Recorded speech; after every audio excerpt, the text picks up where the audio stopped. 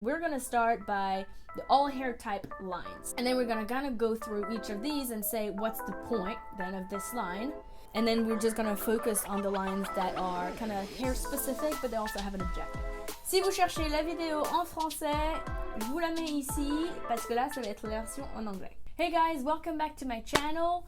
Today the subject of the video is going to be a little bit of a guide to Shea Moisture. This is not sponsored. I'm really just doing it from the goodness of my heart because when I started my transition, that was the brand that kept coming up that had the most product, I guess, for transitioning hair or natural hair. But there were so many things and so many different types of lines of product that I was so confused to what could cater to mine. It wasn't really made clear. You know, I just felt like they kept saying, oh, it's for all hair type, but really if you dig a little deeper, that's not the case. So I was very confused, and since now that I'm a little bit further along in my transition and I'm understanding the brand a little bit more, and also I did research, I feel like I can kind of help out anybody else who is either starting their transition or discovering Shea Moisture, which would be weird, but if you're discovering Shea Moisture just now and you're kind of lost, this guide is for you. It really is for everybody, but it's going to be a little bit on the longer side, so grab a snack, make yourself comfortable, all this, all that. If you don't feel like listening to me the entire time of this video, I'm going to put chapters or whatever's relevant, whatever part is relevant, I guess, in the description box, so you can just click to wherever you want to hear. Without further ado, let's get started. So just to try to understand how I got to the categorization that I'm going to talk about right now, on the Shea Moisture website, it changed. Middle of May, they changed it to add the filtering of hair type on the website, so that made it a little bit easier, because I've been thinking about doing this video for a while and it wasn't there. Now it is there, makes it a little bit easier, but yet there's still a few lines that are not classified anywhere. I kind of wanted to gather a bunch of different information based on what they had prior. I mean, this is a little ridiculous. They had this like years ago and there's only like 9 lines of product here, but now there's like a lot more. So that's kind of where I went. I started by filtering the lines by hair types, and after that there were still some that were not classified anywhere. So when I couldn't figure out the classification, I went on full-blown research with this, and I kind of looked at the reviews and especially the questions and the answers from the Shea Moisture team, because I just wanted to see what they would claim when someone would ask, oh, my hair is really dry, what can I do? What hairline they would recommend. If they would say, oh, this is not the right one for you, check out this. With all of this, I came up with this matrix that kind of lists all the lines, and as of June 2019, there are 27 lines, 29 on the website, 2 of which are discontinued. So I'm just including them for you to hear that they are still on the website, but they're discontinued. So there's 27 active lines that cover hair from type A to type 4. I'm just assuming here that you understand the classification of hair types. If you don't, this is the chart, and if you want more information, there's like a million videos about it. And there's also a bunch of objectives for each of the lines. And that's where it's going to get interesting, especially for the lines that are covering like all hair types, because then once you've said this, what have you said really? That's exactly how I'm going to get it structured. We're going to start by the all hair type lines, and then we're going to kind of go through each of these and say what's the point then of this line. And then we're just going to focus on the lines that are kind of hair specific, but they also have an objective. Another thing I did for the classification that I don't think I mentioned is when you filter by hair type, I only took the lines where there were 3 products or more. I mean, we know Shea Moisture, you can kind of mix and match. So I didn't want to get bogged down with just this one product from this one line that picked up if you picked 2A, but didn't pick up if you picked 2. So if there's 3 products or more, that was considered for this hair type. So out of 27 lines, there are 13 that are for all hair types. The first one is the 100% virgin coconut oil. This is for all hair type, and it is kind of like the basic line of product if you're looking for a shampoo, conditioner, and all that stuff. It is really like if you're stuck at Shea Moisture, you need to get a line, you don't know what your hair does, nothing, you pick this one, it works. It was really the conditioner of this line. I used throughout my vacation St. Martin, and it was like butter in my hair after all the sand, salt water, all that stuff. So it's great, even for, for my type of hair. Then we have the 2 African black soap lines. We have the African black soap, the regular one, and the African black soap bamboo charcoal. Both of these are for all hair types, and they both claim to resolve scalp issues, so psoriasis, dry and itchy scalp, flaky scalp, anything that has to do with your scalp. These are the lines that are claiming to solve that problem. Then you have the African Watermint and Ginger line. This one is for oily hair. It was kind of clear, so that was easy, like for once. So for sure, this one, if your hair is oily through and through, this is the line for you. Then you have a newish line, because it wasn't there like 2 months ago, is the Cannabis and Ginseng. To be honest, this one, I have a question mark next to it, because the only thing about it is that it has cannabis. And it doesn't even have CBD oil. I don't know what the purpose of this line is, to be honest. It's just there. It says it's invigorating for the hair. I mean, I couldn't find anything further. There were no reviews yet, so I couldn't really find anything, but it is for all hair type. Then you have the Green Coconut and Activated Charcoal line, and this one is for oily roots and dry ends. So that was kind of clear also from the beginning. Kind of appreciated this line because it kind of shows that they're trying to cater to mixed hairstyle, hair type too, which is kind of cool. Then you had the Jojoba oil and Ucuuba butter. This one, I actually had the oil that I found at Marshall's randomly because I had my crochet braids. But then looking further into this line, it is actually for protective styles. It is to prep for protective style, take care of them as you have the protective style, and after the protective style when you do to, remoisturize and stuff. So that is perfect for braids prep and care and protective styling and stuff. Then we have the Peace Rose Oil Complex line. This one was it was one of those tricky ones where it took me a while to figure out what this was. And from my research, it sounds like this is for dry and brittle hair, but low porosity. I'm not even going to get into the porosity classification twos. If you know your low porosity, you just know it. So it's for low porosity, but it's also a light moisture. So if your hair can be weighted down by product, but it's dry and it has a hard time, retaining moisture, and blah, blah, blah, then this is the line for you. Then we have the Sacha Inchi Oil line, and it just says distressed hair. I try to kind of dig deeper and see what it meant specifically, but I don't know what's the difference between a distressed hair and a dry hair, breaking hair, like distress. So this is what the Sacha Inchi Oil does. And I made a review on the mask one, and it really worked well, but I mean, I guess my hair's distressed. Anywho, then you have the 2 lines that are for porosity. There is the Baobab tea tree oils, and that's the low porosity line. And then you have the high porosity line, which is the Mongongo hemp seed oils. And one thing that they kept repeating, I saw that over and over, they kept recommending this line if your hair was color treated, because it just changed the nature of your hair with all the product that you put in there to color your hair. It becomes automatically a high porosity hair when you have color in it. Yeah, I mean, they were saying that all of their product lines are good for, color treated hair, but I guess that's the one they would recommend too. Then the other one is the Sugarcane extract and Meadowfoam, and that is what seems to be the only silicone-free line for Shea Moisture. It is surprising to me because there's so many things that they don't put in their product, like phthalates, sulfates, parabens, and all that stuff. That silicone is in most of them, I guess, except this line. I mean, they are using water-soluble silicones like the PPG or PEG ones, but it just kind of surprised me. Why do you have a silicone-free line? All your other lines are silicone-free, but then I realized it was not. Apparently, it's protein-free as well and has great slip. So that's kind of the notes I had on this. And then the last one for all hair type is the Suncare line, and really there's just one product there. It is that pre-swim, I forget the name. I just bought it. I saw it. It was brand new. So I went ahead and bought it immediately because, the summer is here and I'm going to want to go to the beach and stuff. And it's a pre-swim, so it's like a leave-in treatment that you put to kind of protect your hair from the salt, the sand, the wind, the chlorine, and everything summer brings. But I'm kind of excited for this. So these are the 13 lines that are for all hair types.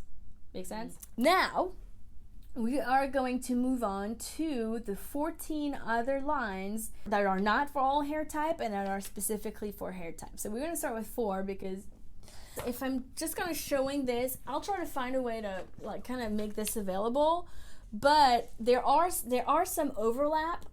It's going to start making more sense when we kind of look at the objective of each of these lines, because there are a few lines that have the same objective but are not catering to the same hair type. So you kind of have to look at that. Also, when I was filtering, it is kind of important to say that when you filter by type 4 hair, you have 133 products. For type 3, you have 140 products. For type 2 hair, you have 67. And for type 1, you have 55. So it's not really a big surprise knowing where Shea Moisture started from and started to cater to. I'm not going to talk about the whole cancel Shea Moisture type thing. Let's start by the lines that are catering to type 4. There's only one, sorry. But surprisingly, it is the Manuka honey and Mafura oil. I don't know why I assumed it was going to be the Jamaican black castor oil that catered specifically for 4C or 4, but it is actually the Manuka honey and Mafura oil that is only showing up if you select the hair type of 4. In looking at what it claims to solve, what the objective of this line is, it is really just to be super moisturizing for the type 4 hair, which kind of makes sense because these are the type that is the hardest to moisturize and to keep moisture in. So we got an entire, just one line specifically dedicated for type 4 hair. Then you have 6 more that are an overlap for 4 and type 3 hair. And this is so there's the coconut custard line, and it is all for the wash and go. So it's a 5-step kind of line where each step is, the ultimate goal is to have a perfect wash and go.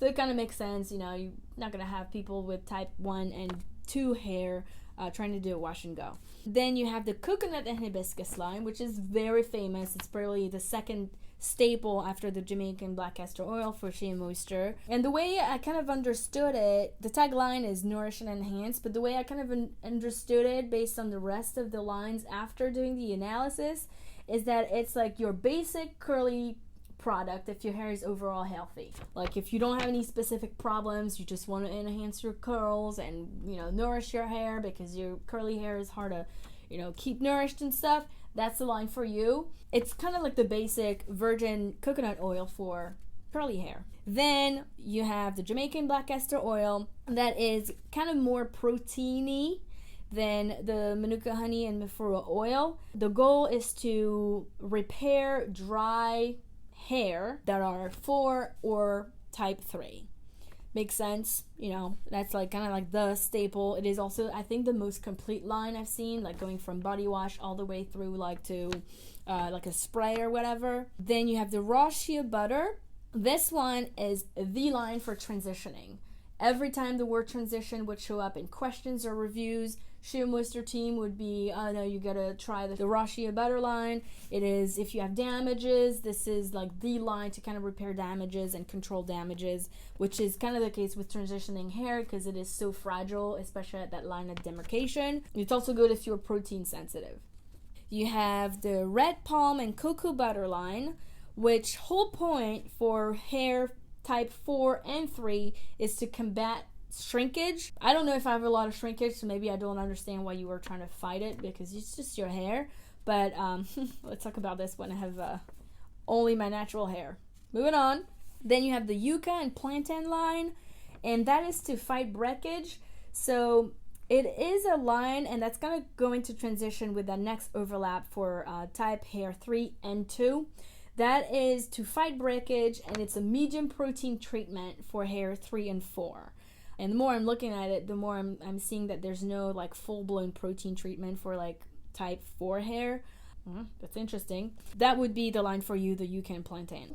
As we're transition to type hair 3-2, you have that bamboo extract and maca root line, which is the exact same objective of fighting breakage with a medium protein treatment, but for hair 2 to 3. So it's kind of like where you see that if you're type 3, you can try both and see what works for you. But if you're trying to fight breakage and your hair is 4, you would go for the Yucca Plantain, and if your hair is 2, you would go to the bamboo extract and maca root. So that's kind of where this becomes interesting. In these aspects, I wish Shea Moisture would kind of make it a little bit clearer which is which, because this is easily one of those times where you can go ahead and spend a whole bunch of money on a line and you don't know that it's not for your hair type, and there was another one that would have worked better. So that was good, kind of cool to see. Then, so total you have 3 lines that are 3-2, type hair 3 and type hair 2. So that was bamboo extract and maca root. Then you have the Manuka honey and yogurt, which I've seen a lot of YouTubers try, and unfortunately it is for type hair 3 and 2. And that is the protein treatment super packed that Shea Moisture is kind of pushing for type hair 3 and type hair 2, which kind of points out that there's no protein treatment exclusively that would cater to type 4. Interesting. And then that last line for type hair 3 and type hair 2 is the Superfruit Complex, and that is for hair that is dull. Alright, that's kind of all I could find over that. Then you have the last 4 lines that are for type 1 and 2 hair. You have the Argan oil and almond milk one that is kind of combating frizz and kind of sort of a heat protection line for type 1 and type 2 hair. Then you have the coconut and cactus water that, I mean, this one confuses me. I looked a lot and it said, the tagline I think was lighter than air or something like that, and it's like light hydration. I don't really know what else to say about this one. That's all I could find really. So that's kind of why I classified it for type 1A and type 2. Now the fruit fusion and coconut water is it's the type 1 and 2 equivalent of the Manuka honey and Mafura oil line. So if you have type 1A and 2, your hair is super dry, you need a lot of moisturizing, and you don't mind having your hair a little bit weighted down, that's the line for you. So that's interesting. And then the last one is the Dragon's Blood and Coffee Cherry line. And this one, I don't think it was made clear anywhere that it was specifically for type 1 or type 2. But the objective is for thinning hair. And I guess in my head, I kind of assumed like thinning hair is more like 1 or 2. At least that it, when it becomes an actual problem. I mean, it might be an assumption, but that's kind of where I put it. If you have thinning hair, that's the line for you, because it plumps up like each strand of hair to make it more voluminous, I guess. And then just to finish off, we have the 2 last line that are still on their website, but they are discontinued from what I could understand. It is and it's probably because the names are unpronounceable, like seriously, Kukui nut and grapeseed oils, and the Shea Cupuaçu, I guess is the only way I could pronounce it. They're discontinued, so I just wanted to kind of point out that if you see them on the website, they're not new, they're actually discontinued, they are probably going to be gone soon.